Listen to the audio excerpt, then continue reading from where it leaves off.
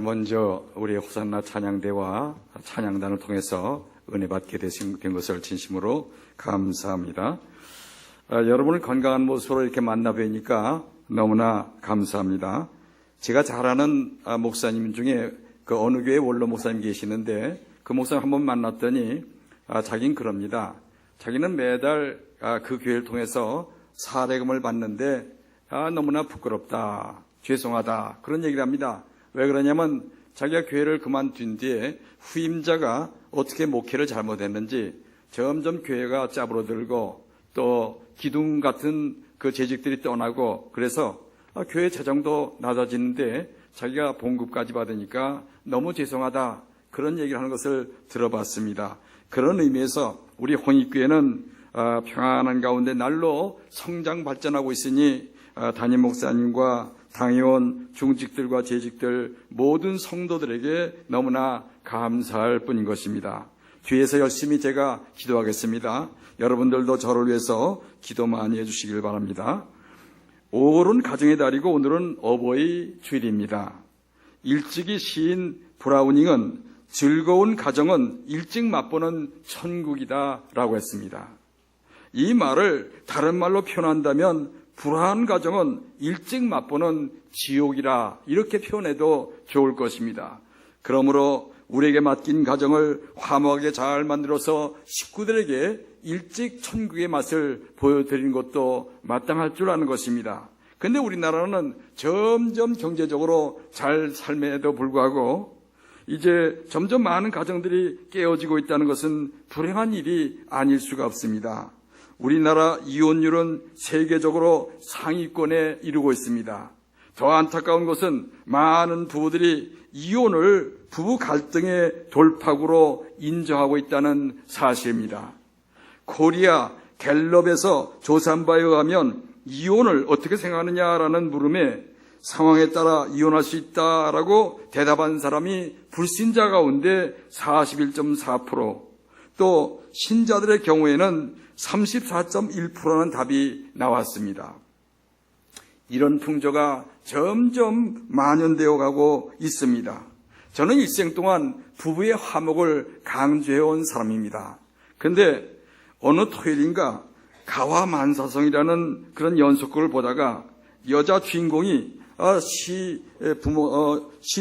시어머니와 남편으로부터 많은 박대를 받는 것을 보면서 문득 그런 그 마음이 생겼습니다. 아니 왜 이혼하지 않고 저렇게 비참하게 살고 있는가라고 화를 내고 있는 자신을 발견하게 됐습니다. 그러면서 나도 모르는 사이에 이런 이혼 사상에 내가 이제 물들고 있구나라는 생각이면서 가슴이 아팠습니다. 아닙니다. 우리 교인들부터 성경적인 입장에서 바로 서야 할 줄 압니다. 가정이 깨어짐으로 많은 아이들이 상처를 받고 있습니다. 작년 한 해만 해도 부모의 이혼으로 보육원에 버려진 아이들이 10,000명에 이르고 있다고 하는 것입니다. 자, 그러면 어떻게 해야 우리 가정을 화목하게 만들 수 있습니까? 오늘 한나의 가정을 통해서 몇 가지로 배우고자 합니다. 첫째, 한나의 가정은 주 안에서 부부가 화목에 힘쓴 가정이었습니다. 오늘 본문에 보면 한나는 결혼한 지 오래되었음에도 불구하고 자식을 낳지 못했습니다. 그래서 슬픔 가운데 빠져 있습니다. 유대 나라에서는 자식이 없는 것을 큰 수치로 알았습니다.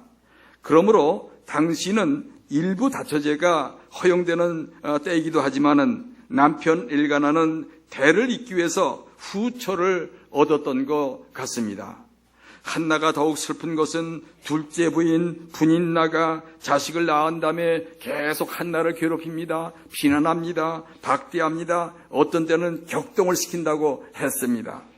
그래서 7절에 보니까 한나는 울고 먹지 않았다고 했습니다. 한나도 인간인지라 분인나가 얼마나 미웠을까요? 그래서 오늘 말씀 보면 적이라고 표현했습니다.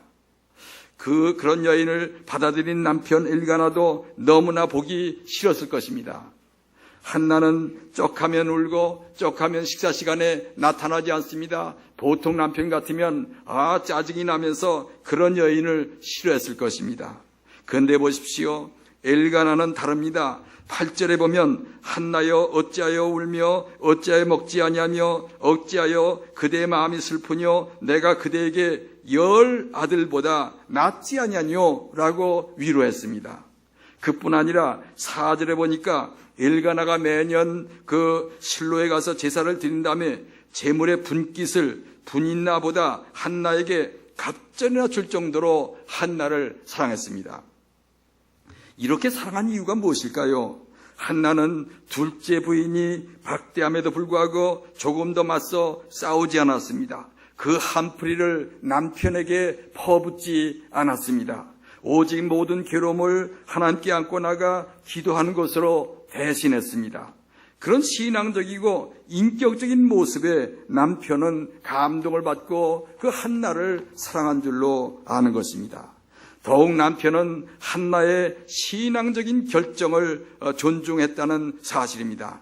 한나는 기도한 다음에 아이를 낳았습니다. 그런데 한나가 소원 기도를 했습니다. 그 소원 기도대로 젖을 뗀 다음에 어린아이를 하나님께 바치겠다는 것입니다. 그런 중대한 결정을 자기 혼자 결정할 수 있습니까? 민수기 30장 7절 8절에 보면 아무리 아내가 하나님께 소원한 것이라도 남편이 허락하지 않으면 그 소원이 무효되거나 하나님이 그 사하신다고 했습니다. 그러나 율법적으로 엘가나는 얼마든지 막을 권한이 있음에도 아내를 존중하면서 1장 23절에 보니까 그대의 소견대로 하라고 했습니다. 아내의 신앙적인 그 행위를 존중히 여긴 것입니다. 그처럼 한나 부부는 너무나 불리한 조건에서도 부부가 화목함으로 위대한 사무엘을 양육할 수가 있었던 것입니다. 더욱 그 부부에게 3남 2녀의 자녀까지 허락해 주셨습니다. 그렇습니다. 부부의 화목에 따라 가정이 일찍이 맛본 천국이 되느냐 아니면 일찍 맛본 지옥이 되느냐 판가름 지어지는 것입니다. 그런데 많은 부부들은 자기들의 불화를 경제적인 어려움이나 서로 성격 차이 때문이거나 건강이나 시부모 때문이라고 변명합니다. 아닙니다. 한나는 너무나 괴로워서 통곡이 나올 수밖에 없는 환경 가운데서도 사람들에게 그 한을 풀지 않고 하나님께 안고 나가서 간절히 기도함으로 그 모든 것을 맡겼던 것을 우리는 기억해야 하는 것입니다. 김구 선생을 위대하게 만든 것은 그 어머니 광낙원 여사 때문이라고 합니다. 김구가 상해 임시정부에서 일할 때입니다. 얼마나 가정이 어려웠으면 60세 넘은 환갑 넘은 그 어머니가 상해 뒷골목 여기저기 다니면서 쓰레기 중에 무슨 배추 그 쓰레기 이런 것을 전부 마다가 반찬을 만들 정도로 그렇게 어려웠답니다. 그런데 보십시오. 그럼에도 곽 여사는 조금도 비굴하지 않고 당당했습니다. 그 어머니가 그렇게 강하게 된 것이 무엇 때문입니까? 하나님께 대한 강한 믿음 때문이었습니다. 해방 후 김구 선생이 이런 고백을 했답니다. 자기가 서대문 형무소에서 15년형을 받고 수감됐을 때 어머니가 한 달, 2달 이렇게 면회 올 때가 있었는데 그때마다 위로했답니다. 내가 자주 오지 못하더라도 너는 하나님 말씀을 잊지 말아야 한다. 그리고 내가 너를 항상 위로해 주지 못하지만은 하나님께서 너를 늘 위로해 줄 것이다. 그러므로 부디 늘 기도하면서 승리하는 삶을 살라고 이렇게 격려에 맞이해놨다는 것입니다. 역경 가운데서도 김구 선생을 강하게 만든 것은 바로 그 어머니의 신앙 때문이었습니다. 사랑하신 부부 여러분이요, 어려운 환경이나 상대방의 부족을 보지 마시고 온전히 하나님께 의지함으로 서로 사랑하고 존중함으로 하나님이 기뻐하시는 화목한 가정을 이루시기를 간절히 바랍니다. 두 번째 한나의 가정은 주 안에서 자녀 교육에 힘쓴 가정이었습니다. 사무엘 상에 보면 그 엘리의 교육 태도와 한나의 교육 태도가 대조적으로 극명하게 나타나고 있습니다. 그 차이점이 무엇입니까? 본문 12절에 해답이 나옵니다. 엘리의 아들들은 불량자라 여호와를 알지 아니하더라. 제사장의 아이들, 제사장의 후계자들이 하나님을 알지 못했다는 것은 대단히 큰 불행이 아닐 수가 없습니다. 하나님을 아는 일은 단순히 하나님의 존재를 지적으로 이해하는 데 끝나는 것이 아니라 하나님을 친히 체험해야 됩니다. 그런 의미에서 엘리 아들들은 제사장의 아들이요 또 제사장 후계자이기 때문에 지식적으로 잘 알았을 것입니다. 그러나 하나님을 깊이 체험하지 못한 것이 바로 문제점이었습니다. 그런데 비해서 사무엘은 어릴 때부터 하나님을 잘 알았습니다. 열심히 기도하는 어머니 밑에서 하나님을 체험한 것입니다. 그래서 하나님의 전에 왔을 때도 저는 어떻습니까? 하나님의 음성을 들었고 이스라엘 미래에 대한 예언까지 들을 수 있었던 것입니다. 자, 그러면 우리 부모들이 자녀들에게 하나님을 알도록 어떻게 교육해야 합니까? 하나님의 두 가지면 좋으신 하나님과 어미하신 하나님을 알도록 교육을 시켜야 합니다. 에베소 6장 4절에 보면 자녀를 주의 교양과 훈계로 가르치라고 했습니다. 어느 의미에서 여기서 말하는 교양은 사랑의 하나님에 대한 것이요 또 훈계는 어미하신 하나님을 가르치는 것이라고 할 수 있습니다. 엘리의 교육 태도는 어떻습니까? 17절에 보니까 엘리의 자녀들은 하나님께 제물을 바치기 전에 가마솥에서 고기를 마음대로 끄집어다가 먹었습니다. 심지어 회막문에서 수종 들고 있는 여인들과 동침하는 무서운 죄를 저질렀습니다. 그때 엘리는 제사장의 입장뿐 아니라 아버지 입장에서도 단호했어야 하는 것입니다. 펄펄 뛰면서 매를 들고 아들들을 사정없이 때리거나 당장에 내어 쫓아야 마땅합니다. 그러므로 죄가 얼마나 무서운가를 깨닫게 하고 회개하게 만들므로 어미하신 하나님을 저가 두려워하게 만들어야 했습니다. 그러나 엘리는 어떤 태도를 보였습니까? 2장 23절 24절을 보십시오. 어찌하여 이런 일을 하느냐? 내가 너희의 악행을 이 모든 백성에서 듣노라. 내 아들아, 그리 말라. 내게 들리는 소문이 좋지 아니하니라. 너희가 여호와의 백성으로 범각해 하는도다 라고 했습니다. 그래서는 안 되느니라. 죄니라. 마치 자장가를 부르듯이 등어리를 두드리면서 격려하듯이 그렇게 하고 끝나고 말았습니다. 그런 유약한 태도를 보인다는 것은 자식들에게 점점 병들게 만드는 것입니다. 요즘 어떤 엄마들은 너무나 자식들을 사랑한 나머지 그런지 몰라도 어떤 때는 교회 학교가 쫓아와서 따집니다. 학교까지 쫓아가서 따집니다. 자기 아들들이 잘못했음에도 불구하고 그런 식으로 아이들을 오냐 키웁니다. 그것은 독을 먹이는 것과 다름이 없습니다. 엘리는 왜 그냥 그렇게 놓아두고만 있었을까요? 29절에 그 해답이 나옵니다. 너희가 어찌하여 내가 나의 처소에서 명한 나의 제물과 예물을 밟으며 내 아들들을 나보다 더 중히 여겨 스스로 살찌게 하느냐? 하나님보다도 자기 자녀를 더 귀히 여겼기 때문입니다. 아마 엘리는 아이들을 지나치게 사랑한 나머지 어릴 때 아이들이 고기 먹고 싶어 하면 제물을 바치기 전에 정말 가마솥에서 고기를 미리 꺼내다가 먹거나 아니면 그 거룩한 하나님의 전 성물들도 자기 가정을 위해서 마음대로 사용했을지 모르는 것입니다. 그렇게 오냐 키우다 보니까 어미하신 하나님을 깨닫지 못하고 엄청난 불경죄를 자행했음에도 불구하고 조금도 양심의 가치를 느끼지 못하는 상태가 되고 만 것입니다. 아이들은 어릴 때부터 부모의 행동을 보면서 따라 행동하기가 쉬운 것입니다. 왕십리중앙교회 양희선 목사님 설교에 이런 재미난 예화가 납니다. 한 번은 어느 장로님 댁에 신방 갔답니다. 신방 예배를 다 마치고 이제 음료수가 나오는데 손자 녀석이 음료수를 탁 마시더니 그 컵을 여기다 탁 엎더니 막 그러답니다. 그러니까 장로님 얼굴이 벌개집니다. 평소에 아마 그 술을 자주 잡수면서 했던 행동이 어린아이에게 그런 모습을 보였던가 봅니다. 그래서 들통나고 말았습니다. 엘리 제사장에 비해서 한나의 자녀 교육은 달랐습니다. 얼마나 자녀 교육을 엄격하게 시켰는지 하나님께 선한 대로 젖을 뗀 다음에 하나님 전에 데려다 바쳤습니다.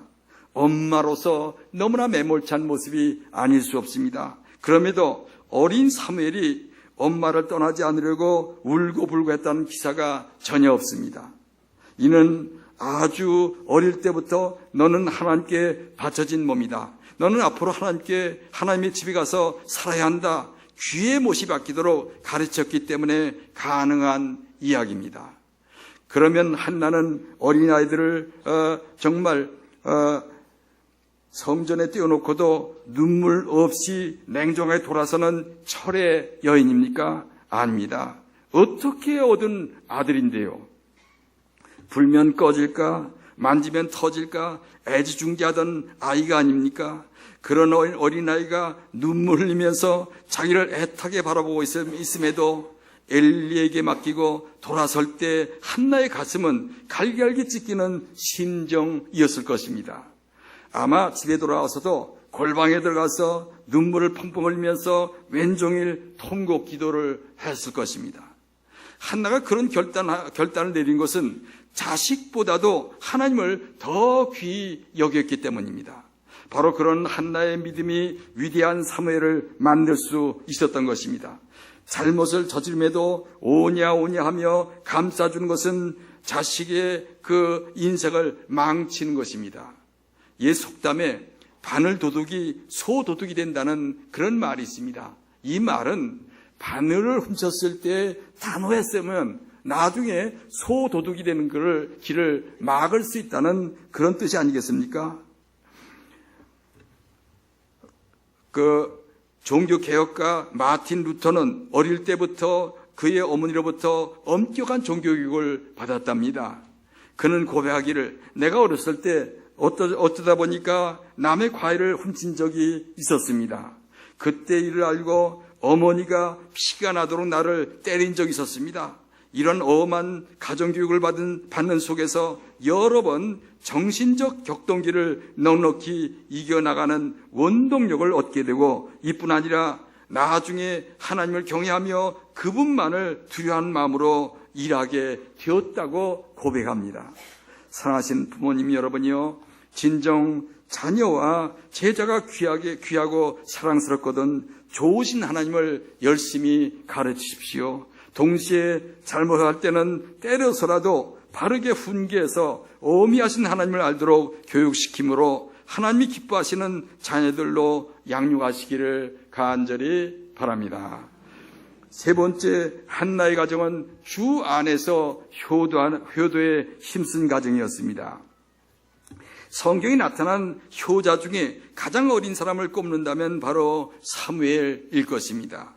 사무엘은 겨우 젖을 떼는 어린 나이부터 부모에게 효도했습니다.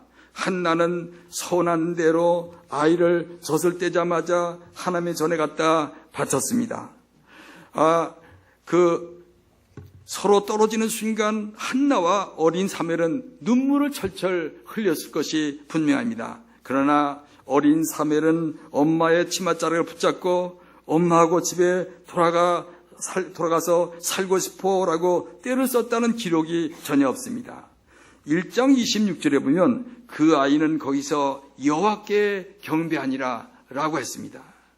사무엘은 엄마가 어릴 때부터 가르쳐준 대로 순종하기 위해서 엄청난 슬픔, 엄청난 고통을 참아내며 순종했던 것입니다. 가장 큰 문제는 엘리의 집에는 홈리와 비느하스라는 불량자가 있었습니다. 이 불량자들이 얼마나 어린 사무엘을 들들볶고 비난하고 욕하고 어떤 땐 나쁜 일을 시키려고 했을까요? 그때마다 사무엘은 여리고 어린 가슴에 얼마나 두려움에 떨면서 눈물을 삼켰겠습니까? 그러므로 자기 부모가 매년 이제 제사 지내러 올라옵니다. 그래서 작은 겉옷을 지어가지고 오는 날을 학수고대했을 것입니다. 그러다가 어린 사무엘은 엄마를 붙들고 눈물로 그 엘리 아들들의 만행을 호소하면서 나는 집에 가고 싶다고 아마 눈물로 그렇게 통곡했을 것입니다. 그러나 그때마다 한나는 단호하게 내가 살 곳은 여기라 말합니다. 그때마다 사무엘은 순종했던 것입니다. 진정한 효도는 주 안에서 부모의 선한 뜻에 순종하는 것입니다. 그러나 생각해보면 어린아이가 겨우 젖을 뗐는데 부모님의 터무니없는 명령에 순종한다는 것이 가능이나 한 얘기입니까? 그렇습니다. 한나는 일생 동안 불타는 심정으로 기도했기 때문에 그런 사실이 가능했던 것입니다. 한나는 어린 아이를 엘리 제사장에게 맡기고 또 돌아와서 밤이 맞도록 기도했을 것입니다. 또한 아이가 너무 보고 싶을 때마다, 꿈자리가 뒤숭숭할 때마다, 아이가 울면서 엘리 아들들의 만행 때문에 무섭다고 할 때마다 더욱 철회하며 금식하며 어린아이를 강권적으로 보호해달라고 기도했을 것입니다. 그때 하나님의 강한 능력이 사무엘을 붙잡아 주시고 모든 또한 거룩한 음성을 들려주심으로 확신에 가도록 만들어 주셨던 것입니다. 그런 의미에서 우리 믿는 부모들이 자녀를 위해서 가장 우선적으로 할 일은 무엇입니까? 기도입니다. 지금은 점점 효도의 정신이 무너지고 있는 시대가 되고 있습니다. 서울대학교 학생들을 중심으로 이제 안케이트를 조사했습니다. 부모님, 그것도 아버지가 돌아가신다면 몇 세 때 돌아갔으면 좋겠느냐라는 질문을 했더니 대답이 무엇인 줄 압니까?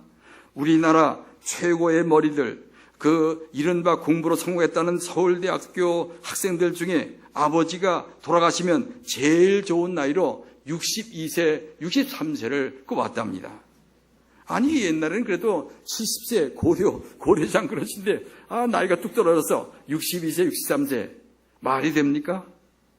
아마 그 나이까지는 부모의 도움이 필요하다는 계산이 깔려 있을지 모릅니다. 그렇다면 저는 그들의 커트라인에서 10년 이상을 범하고 있습니다. 오늘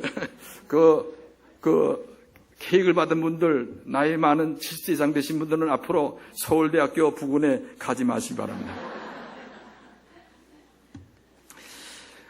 더 나아가서는 지난해 서울시 노인보호 전문기관 2곳에 접수된 노인학대 사례 458건 중에 가해자가 아들인 경우가 193건, 41.1%에 이르고 있다니 너무나 안타깝습니다. 이처럼 노인들이 빈곤과 건강 악화, 자녀 박대로 궁지에 내몰린 가운데 마지막 선택은 자살인 경우가 많아지고 있는 것입니다. 그 때문이지 우리나라 노인 자살률이 세계 1위라고 그렇게 말하고 있습니다. 그런 의미에서 연로하신 부모님을 모시고 사는 자녀들이야말로 잘 모시든 아니 모시든 효자들이 아닐 수가 없는 것입니다.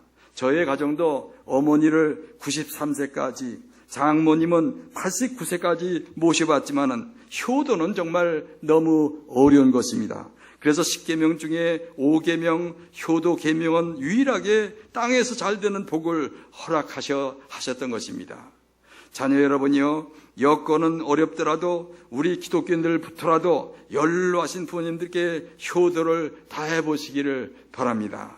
하나님이 반드시 약속대로 땅에서 잘 되는 복을 허락해 주실 것입니다. 연로하신 부모님 여러분이요, 여러분들이 희생한 것에 비한다면 자녀들이 너무나 불효한다고 원망하지 마십시오. 진정 효도하는 자녀를 원한다면 한나처럼 자녀들을 위해서 하나님께 모든 것을 다 맡기고 기도에 전념해 보십시오. 어거스틴의 어머니 모니카가 방탕한 아들을 위해서 여러 해 동안 기도했지만은 응답이 없습니다. 그래서 그 유명한 암브로이드 감독에 찾아가서 상담했더니 눈물로 기도하는 어머니의 자식은 망한 법이 없으니 계속 기도하라고 그렇게 권고했습니다. 그때부터 모니카는 더욱 눈물로 기도했습니다. 결국 어거스틴은 세계적인 성자가 되었습니다. 요즘 우리 부부는 기도의 능력이 얼마나 크다는 것을 실감하고 있습니다. 40년 전 기도한 것이 응답으로 나타나고 있기 때문입니다. 우리 교회 홈페이지에도 올린 내용이지만은 큰아들이 3살 때 갑자기 열이 너무 나서 병원에 갔더니 급성 뇌수막이랍니다. 입원했지만은 도무지 열이 내리지 않습니다. 의사는 열이 내리지 않으면 위험하다고 이렇게 진단합니다.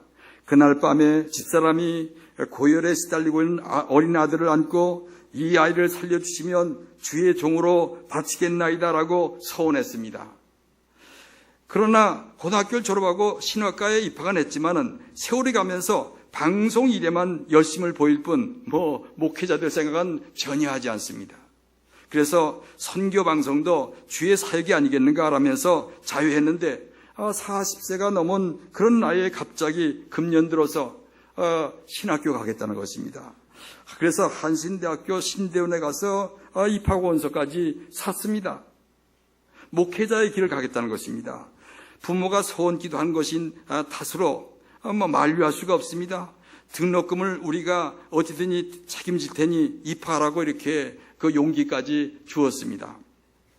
그러나 뚜렷한 수입이 없으니 적지 않은 학비와 생활비가 문제입니다. 아이가 3까지 됩니다. 부모로서 할 일은 기도뿐이었습니다. 그런데 하나님이 길을 열어주시는데 신기합니다. 금년 들어서 새로 시작한 팟캐스트 주간 브리핑과 뉴스 매거진이 팟빵에서 매일 1 내지 3위 정도의 상위권을 점유합니다. 그 관계 때문에 광고가 엄청나게 들어옵니다. 10개 광고가 들어오는데 그 수입이 엄청납니다. 직장 다닐 때보다 훨씬 많습니다. 아들도 그렇게 많은 광고비가 들어올 줄 몰랐다고 놀랍니다. 그러므로 학비와 생활비가 부족함이 없으니 너무나 감사할 일입니다. 그러므로 우리가 자녀들을 위해서 할 일은 우선적으로 기도하는 것임을 분명히 말씀드립니다.